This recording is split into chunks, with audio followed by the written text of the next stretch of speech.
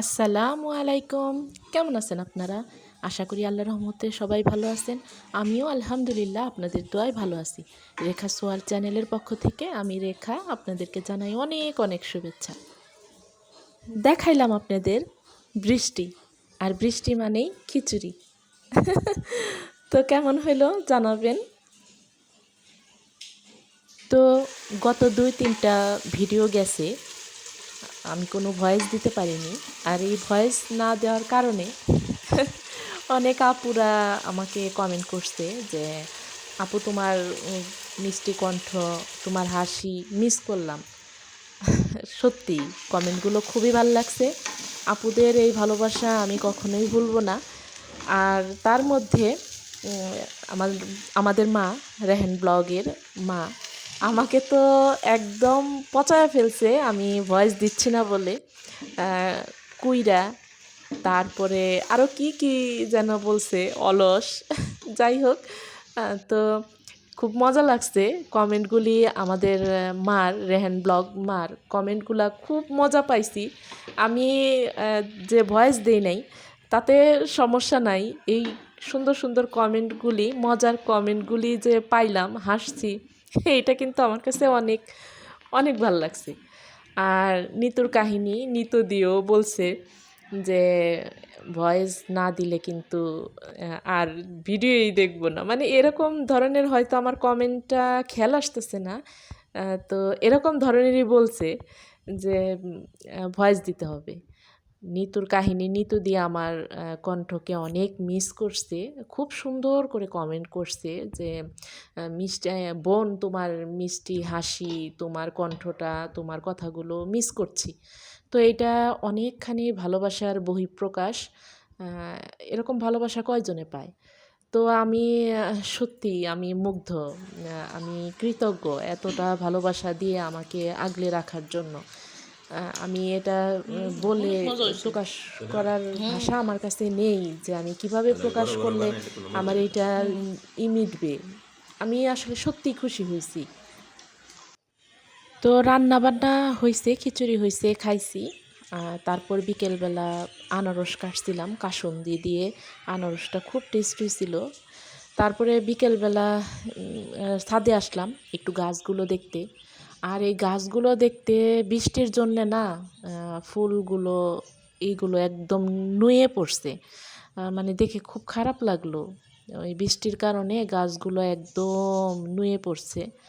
তো যাই হোক, তো এই পাশ দিয়ে আমি হাঁটছি আর সাপের ভয় পাচ্ছি। মনে হইতেছে কি যেন গাছের গোড়া টোড়া দিয়া হয়তো সাপ টাপ থাকতে পারে, এরকম একটু ভয়ও পাচ্ছি।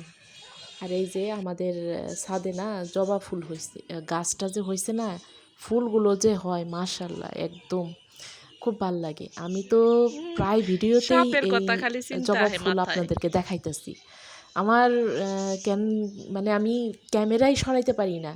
আমি আমার এতটা ভালো লাগছে মাশাল্লাহ। খুব সুন্দর জবা ফুলগুলো ফুটতেছে, লাল টকটকা একদম।